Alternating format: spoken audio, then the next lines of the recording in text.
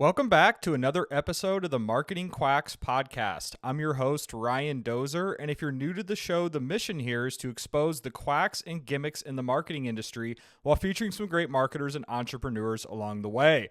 On this episode, I'm super excited to welcome my guest, Kyle Roof. Now, Kyle is the lead SEO at High Voltage. He's the co-founder of Page Optimizer Pro and one of my go-to experts for all things SEO. Kyle, thank you so much for joining the show. Thanks for having me. I had my heart skipped for a second. I was like, oh no, is this a hit piece? Is this the Marketing Quacks? And this is one. No. We're about to hit on some of the quacks in the space. I don't consider you a quack at all. So for those of you who haven't heard of Kyle Roof, can you do a quick intro on who you are and what you do?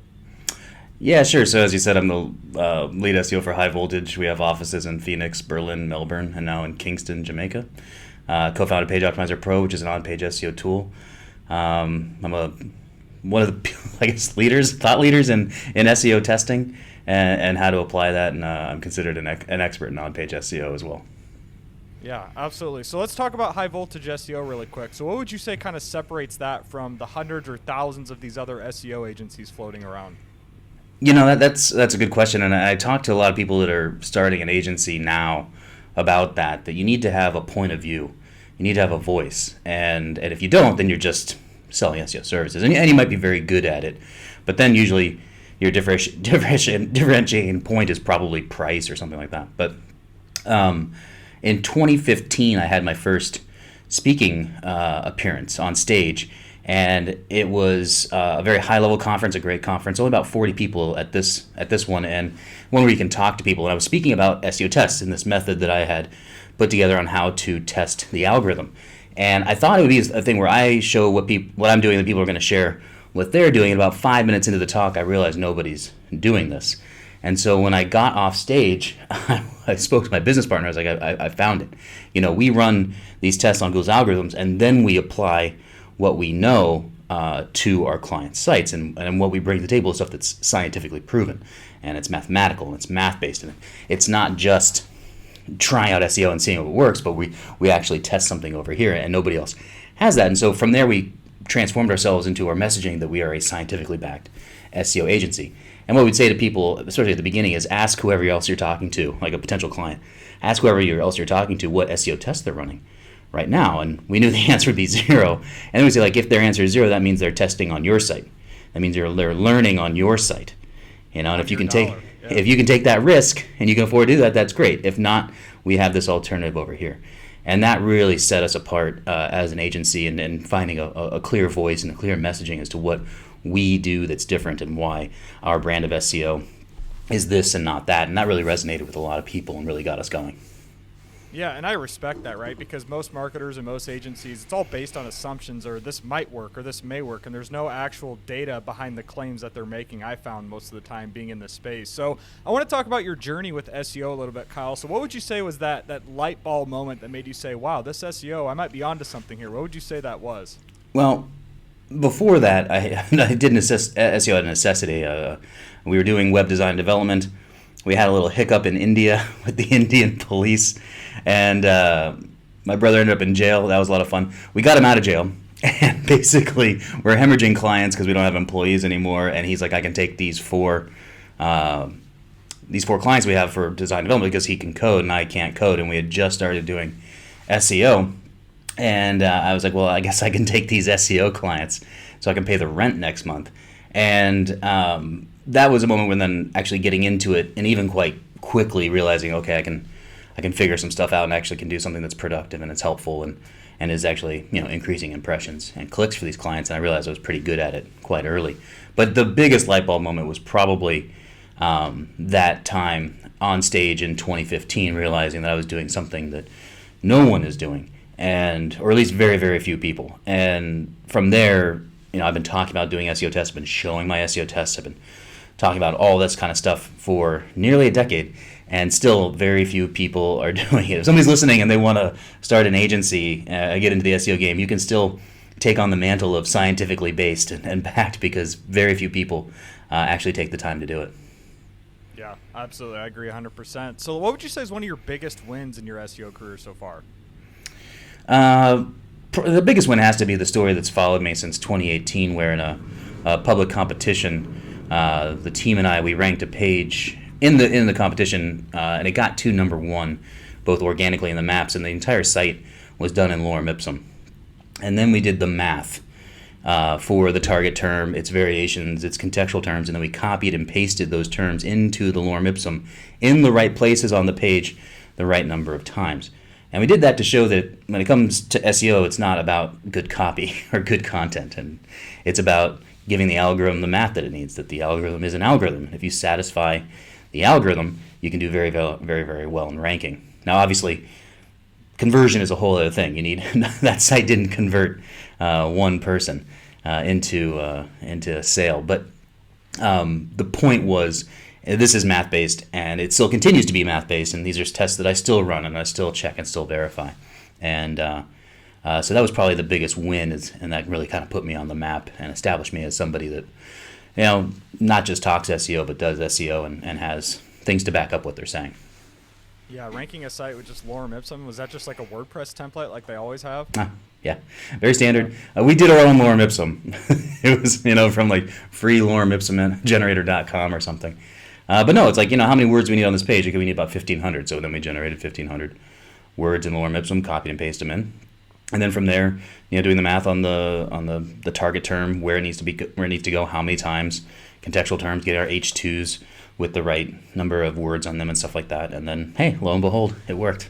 Yeah, that's impressive for sure. So let's talk about the current state of SEO. Obviously, each SEO has their own different take or perspective on this right now. Where do you think this is all going? I guess, what are some important things to follow versus cutting out the noise of a new algorithm update, Reddit's traffic, Forbes traffic? Like, what do you think is going on right now, and what's your perspective of this whole thing? Well, a lot of that stuff I think was just manual. I think that was Google going in and making a decision. We don't like these sites, and we do like these, and they just pulled a lever. But those tests that I ran in 2015 through, before the update, I've rerun a good chunk of them, and the algorithm hasn't changed. All the stuff that's the basic part of the algorithm when it comes to on-page and off-page is still there. Now, the dial might have turned up and down a little bit, but not in a significant enough way that should get you to change too much of your SEO. Now, particular sites were hit. Google's been hostile towards affiliate sites for the last 5-6 years. That's no secret. That's no surprise. And so I think a lot of what they've done, and especially with this update, is they just went in manual and said, okay, we just don't like these sites. And manually took them down or dropped them down a few pegs rather than anything that was done algorithmically, because I know of sites that are right in a lot of those spaces that fired up after the updates and they're ranking well. So it's not that anything changed substantially for the algorithm. It's changed substantially for certain types of sites, and especially in the way that those sites present themselves. I think the biggest problem is that a lot of sites, such as affiliate sites, are doorway pages. And a doorway page is where you rank for something, and then people come to it and they read it, and then when they want to click to buy, the best vacuum that you ranked for, they click on that, they go somewhere else. They're funneled to another place for the conversion, and that's a doorway page. A very good SEO friend of mine, Kazar Dash, actually pointed that out, and the more I look into that, the more I agree with him that's the main issue here is how certain sites are monetized, and it comes down to a factor of who's responsible. If there's a problem with that vacuum, where can the person who made the purchase, where can they go? And it's not great if they can't go to the website that convinced them to make the purchase in the first place. You can see how there'd be confusion for users and for buyers and stuff like that. And so I think that's what Google is really trying to weed out, is sites that aren't taking responsibility for those sales and putting in sites that they do like better. Which is just frustrating, because I am on that end. I had an affiliate site in the tech space that got completely destroyed last year. I believe it was a September helpful content update or one of those iterations. But the frustrating part, Kyle, is that Reddit just, there's people doing parasite SEO, and they copy and paste my articles, cloak their affiliate links. Forbes takes some of my long tail keywords, has their own affiliate doorway stuff going on. So it's extremely frustrating from that perspective when I put all the work, create all the content, and then someone like Reddit or Forbes or whoever with a higher DR with more backlinks on their profile just steals it, and then now Google rewards them. Yeah, don't disagree. It's not fair. There's absolutely no fairness to it whatsoever. That's life, though, for sure. That's life in the Google game, and if you're trying to monetize in that way. That is the main issue. But I think you could probably take the content that was on that site, put it on another site, it might start performing pretty well for you. So the domain is probably the issue not the content itself. Yeah, for sure. So let's talk about black hat SEO a little bit and some of the parasite stuff I just mentioned. Do you think that still works in today's environment? I know we're seeing an influx in parasite in a lot of various niches like LinkedIn polls, Reddit. I mean, what are some other ones? Medium, right? Things like that. Where do you think this is all going right now? Oh, it also works. It's the same thing. It's like the regular stuff to rank still works. The black hat stuff still works. None of that's gone away. That's all still there, and it's all still valid, and can get you to rank very, very well. The main issue is how you are monetizing your site. It's not the method to rank. It isn't, I think, what's been touched in these last couple updates. It's how the sites are monetized. It is the much bigger issue. And so I would work out a way where you can monetize so that it doesn't appear that you're a doorway page, or it doesn't appear that you're funneling people somewhere else. And any which way you can brainstorm to do that is better than trying to come up with any new technique in SEO, because it all still works. There aren't any issues with any of the old techniques, and including black hat techniques. They're all still valid and still there. So how do we move past this stuff as a website owner who's trying to improve their SEO? If you had to give maybe one piece of advice right now for someone who might be struggling after these recent updates, what would you say to someone who wants to future-proof their SEO? Well, your site might not be coming back anytime soon. It might take years. And so if you can play a year... Right. So I would look at it, getting a new domain is what I would do in the short term. As much as that sucks, because I know people have invested so much time and energy and emotion and probably attached a lot of self-worth and value to those sites beyond just the dollars and cents. And so it's a very hard thing to let go, but it's probably in your best interest to do that. To future-proof your site, though, again, I would think about how I'm monetizing and how many links I have going outside the site. In terms of those monetization techniques or those methods. What does it look like to a bot when it gets to your site? And if it looks like you just exist to funnel people elsewhere, that's something I would try to avoid. And I would look at a different way to monetize or to present myself. But the more you can do that is more research-based too, the more that the sites have a certain level or a certain value, and you can see that when you launch a page that's barely optimized and it ranks very well. Now that's a trust level or a tier that Google's rewarding you, and they'll just reward you without really much SEO. The more you can publish within that tier, the less there is for Google to take away. And so when you're looking to future-proof a site, you kind of want to determine what is the level that Google is trusting you. Start posting within that tier. Win those terms, and you'll see the strength of the site raise up. So really, you could do a lot of SEO without doing SEO, just through some pretty quality research and an honest evaluation of how strong your site actually is. And the less you can do, especially relying on outside signals, but relying on your own given strength, the better. So I would look at how I'm monetizing, and then I'd look at how strong my site actually is and try to post and win things with less SEO. Yeah, that's good advice. So how bullish are you then on digital PR now? That's the hotness right now, isn't it? It is. It's not link building. It's digital PR. I've seen this before. This is nothing new. It's just a semantic term that it makes people feel better about buying backlinks, including people that say that they're white hat SEO. I'm a white hat SEO, but I think it's just more of a semantics argument than anything practical. And it's again goes to show that links are still valid. You still need them. And ways that you can acquire them that make you feel better, think you're within Google's guidelines, or maybe you are within Google's guidelines, then that's what you should be doing. People love those ego strokes, too, from what I've seen in experience. Everyone does. I think, did we reach out to you? Did my team reach out to you, or did you reach out to us? Because either way, if we reached out to you, we're saying like, hey, this is, you're gonna like this. If you reach out to me, then I'm sure you said the exact same thing. I'm like, I want to be on that. I reached out to you. I did some PR pitching to you to get you on the show. Yeah, there we go. Yeah. Joining too, by the way. Yeah. You're a pillar of the SEO community. I was like, I think I am. I should be on that podcast. It enticed you, man. You're here. It enticed you. It works. What I did worked. It works. So let's talk about your SEO and AI tool stack. I don't know how much you'd be willing to share here and give up your secret sauce, but can you just share what are some of the key tools from an SEO and AI perspective that you're using in your workflows? For the AI stuff, keep in mind that it's a language model, and you can't ask a language model to do math for you and be surprised when the math isn't going to be great. Things that it's great at are coming up with keyword clusters and concepts, titles for articles, outlines for articles, maybe even a very early rough draft version of your article. But that right now I think is its big limits. Where I would really look at it is any way it can make your life easier and faster. And playing with like assistants for meetings and stuff like that that are going to take notes, because I'm a terrible note taker. And yeah, I'm a terrible note taker. I'm also a person who says, "Oh, I'll write that down later," and then I never do. So having maybe an AI, that I can pay a few bucks a month to listen to me talk is a good thing.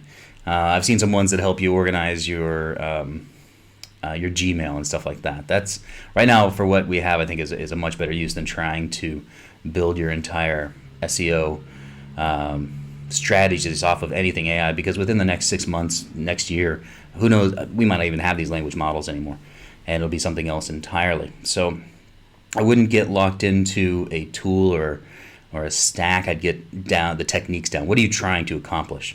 What is it that your SEO strategy is? And then the tools can change.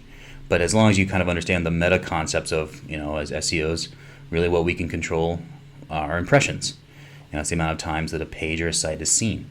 Now, if you get more impressions and it's the right impressions, then that should increase clicks. And if those are the right clicks, then that should increase sales. But those are things that are derivative from the increase of correct impressions. And so as maybe search engines change or people search in other places, that's totally fine, because you don't have to get locked into one thing of this is what we have to do to get impressions, to get traffic. You can look at the different opportunities that are out there and then go after them and get the traffic that you need. So think about more of like, what are you trying to accomplish? And it's impressions. Where are they at? Where are your users at? What are they doing? What are they searching for? And if you can kind of identify those things, then whatever your tool stack is, that's going to change over time. And with AI, it might change quite quickly from AI tool to AI tool. But I'd get more into the techniques, because I think that's what we're seeing with a lot of people getting out of the SEO industry in the last 6 months, in the last year, is that they had a technique that was working, and maybe that technique isn't working anymore. And then they don't really know what to do. Like they didn't, because they weren't really thinking about the bigger concept of what it was. There wasn't a business model. Right. It was like, I can do this one thing, or I'm dependent upon this one tool. And then that changes a little bit, and they're a little bit stuck, because I don't think they were really looking at the bigger picture of what's going on. So don't get locked into those tools. Think about the techniques to a strategy. Don't even get locked into a technique, again, because that can also kind of hurt you if that doesn't work anymore. But understand the bigger picture and how to accomplish those goals, and that's what I would focus on. So no, that's really good advice. I appreciate you sharing that. So in terms of SEO tools, then, I'm assuming you're using Page Optimizer Pro, right? That would make sense. Are you using Ahrefs, SEMrush? Talk about your SEO tool stack a little bit. Yeah, in 2020, when COVID hit, we really panicked in March. We were using all the tools. We had Ahrefs for this, and Moz for that, and SEMrush for this, and Majestic for that, and then we're probably using SEO Profiler for a couple of things, and we got a little scared. And what we ended up doing was finding at the time SEMrush had the most approximates for the other things that we're using in those other tools, and so we just kind of went all in on that. And so that's the main tool there. But then, obviously, I use my own tool, Page Optimizer Pro, for on-page. But then there are other things, too, like keyword research. We realized tools aren't doing it like we want to do it. They're not presenting the data like we want it. And so you can go into something like data for SEO is a basic one, and you can build out your own tools.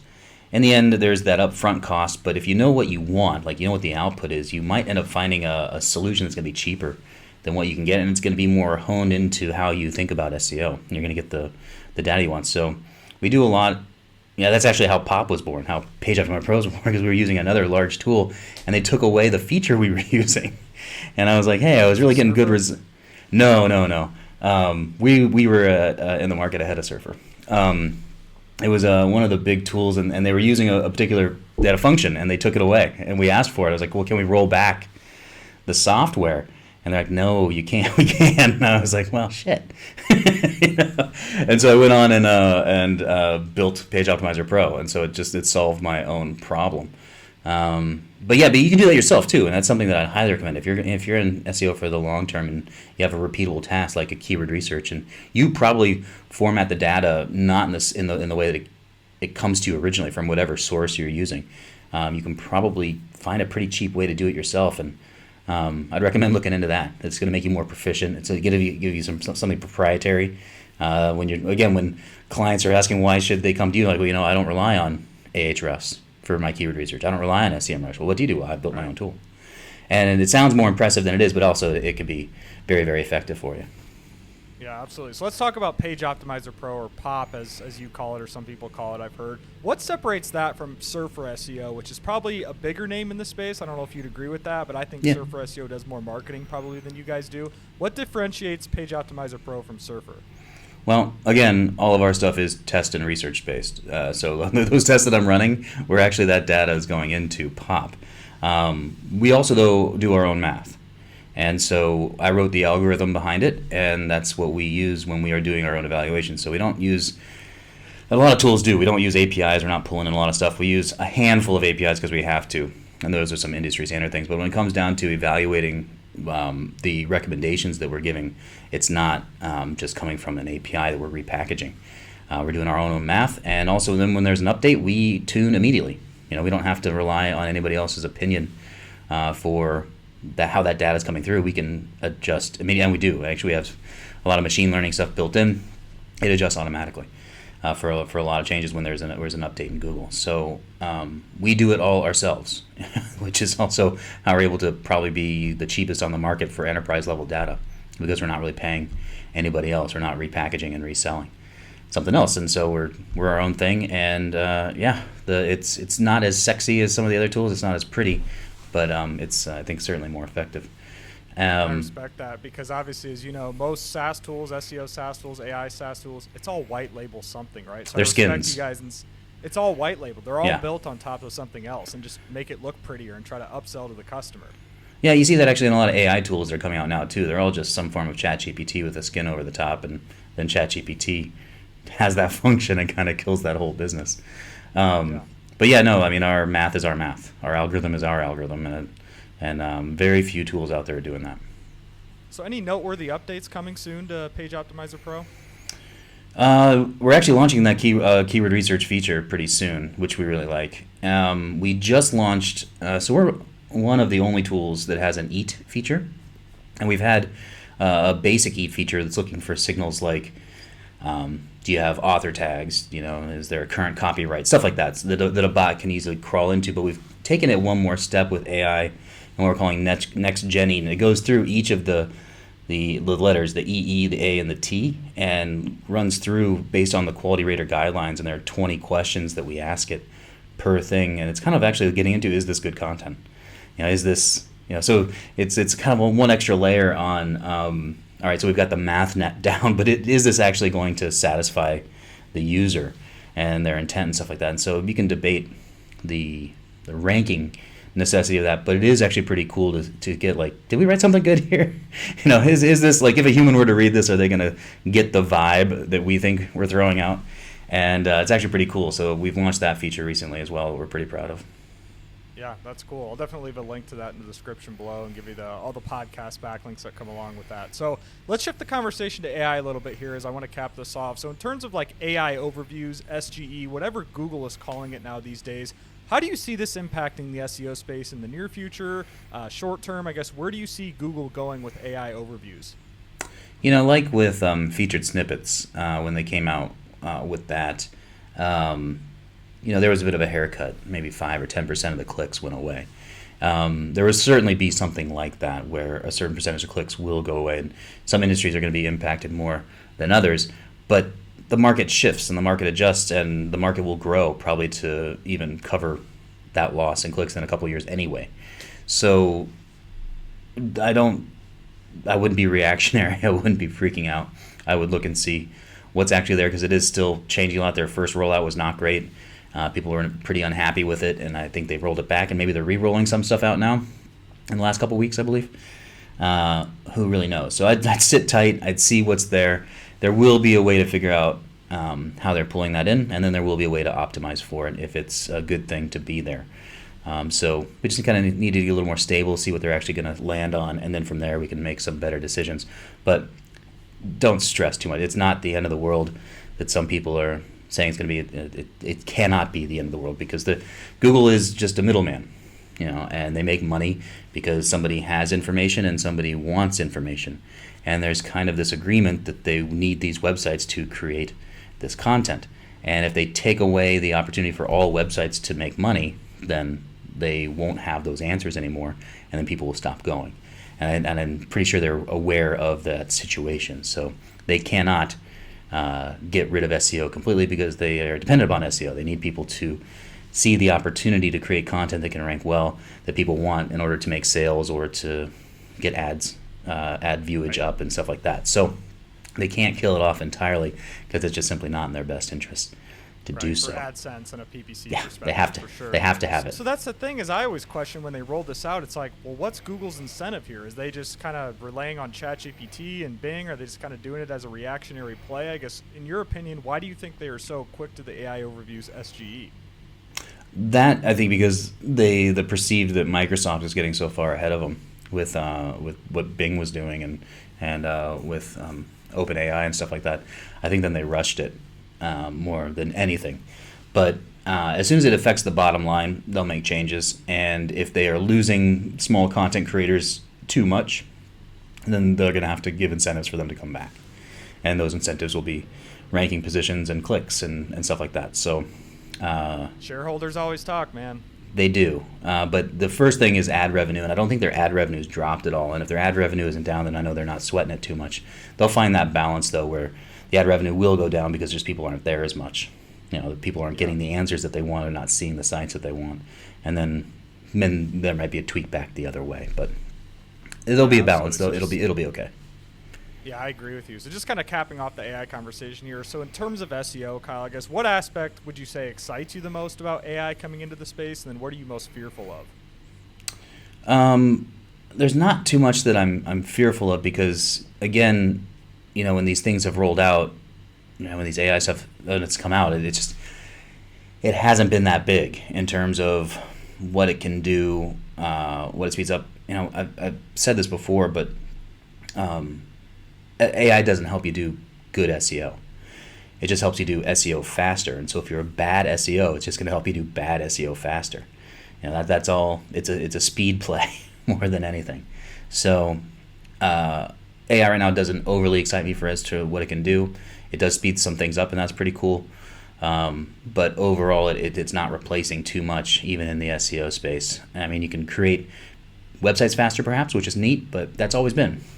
Mass web page builders have been there. People have been able to spin stuff up very quickly. So they're solutions to the flood of maybe AI content, because what happens is Google stops crawling sites, and that's how they've handled things before, and I think that's how they'll handle it now. So I'm not I'm kind of in the middle that I'm not overly excited and I'm not overly concerned. SEO will still be here. As long as there's an algorithm that's making decisions, there will be something to optimize. And Absolutely. That's all. It might shift to a different search engine or a different medium eventually. Yeah. Yep. And then you just have to be prepared for that. And the people that are prepared to move and shift and adapt will be just fine. And in fact, now is the time when you're going to make more money as people get out of the market. I think we'll see that for the next couple more months. That's when you make a lot of money. When there are people that really want the services and you're the ones there, where there's the gap in knowledge and information, you can fill that gap, and then you make a lot of money. So now is actually an exciting time to get in when people are thinking it's time to get out. Yeah, I've seen a lot of rumors circling around of ChatGPT or OpenAI launching their search engine competitor to Google. I think they were supposed to do it, and then it flopped, or it didn't happen for whatever reason. I don't know. It's a PR gimmick, of course. But yeah. What are your quick thoughts on that, and do you see that competing with Google at all? Well, so ChatGPT is just a corpus. It's a lot of words. It's not looking for answers. It's guessing as to the best words that would come to the thing that you asked it. Now, I think what they're using, there are a bunch of tools that are doing something similar, but they're doing web searches, and I'm pretty sure most of them are just using Bing. And so the smart SEO might make sure that their Bing rankings are looking pretty good, because I bet in the foreseeable future, that's what those tools will be using as the main source for their information. And so if you want to show up in those search engines, you probably want to have good rankings in Bing. Yeah, absolutely. And that's a good tip there. So let's shift over to Marketing Quacks, Kyle. This is the Marketing Quacks podcast after all. And I want to hear your take on what you would define as a marketing quack in SEO. So more specifically, what are some tricks and gimmicks that you see people do in the SEO space? When you see people that just don't have anything to back up what they're saying, there are times when it's of course asked for opinion. You've asked for my opinion a few times on this, and I've given it. But there are times also when you make claims this is how it is or this is how it works. And in those situations where people make claims and they just have nothing to show other than I said so, Google said so, my mom said so, who cares? None of that matters. And so the people that are quacks are the ones that continually don't show anything. And maybe they show some fancy chart and there's some dates on it perhaps, and it's on the way up. Again, who cares? I want to know what you did and what happened with it. And just seeing a chart really isn't going to show you too much because those are obviously very easily manipulated. But seeing something that is tangible is the key. And you'll find that a lot of people just don't have anything tangible to show. And they just have a lot of opinions. Charles Sloat had a similar remark. He said there's these people in SEO that have had these belief systems for 20, 25 years, and regardless of how the goalposts keep shifting, as you and I both know, they refuse to adapt these belief systems, but yet they still claim that it works without any relevant data to back it up. So that's exactly what you're saying right now, from what I understand. A lot of them just don't have a way to check anything, or they just refuse to. Like how many test sites are there? Not just like even like a scientific test site, but just how many sites are they running? If you're not doing like a test, what sites are you running? What have you ranked? What are you doing in different niches to show what you're doing or just to get your information because the goalposts do shift, things do change a little bit. When they change, how do you adapt? How do you know what to adapt? What are your benchmarks? They should have pages. Everyone should have pages that they've benchmarked. And then when new competitors come in, you can see how those benchmarks might shift. We need this term on the page more times. We need more backlinks that look like this. We need these types of signals because you can see those are what those pages have. Most people have never benchmarked anything to begin with. And especially a lot of people are trying to tell you how SEO works, haven't benchmarked one page. And then to see how it, when rankings flux, what might have caused that. So, yeah, when they don't have anything to show that's an actual site or an actual test or a case study or something like that where they can actually pull up a site and show you what they've done, that to me is pretty problematic. Those are the quacks.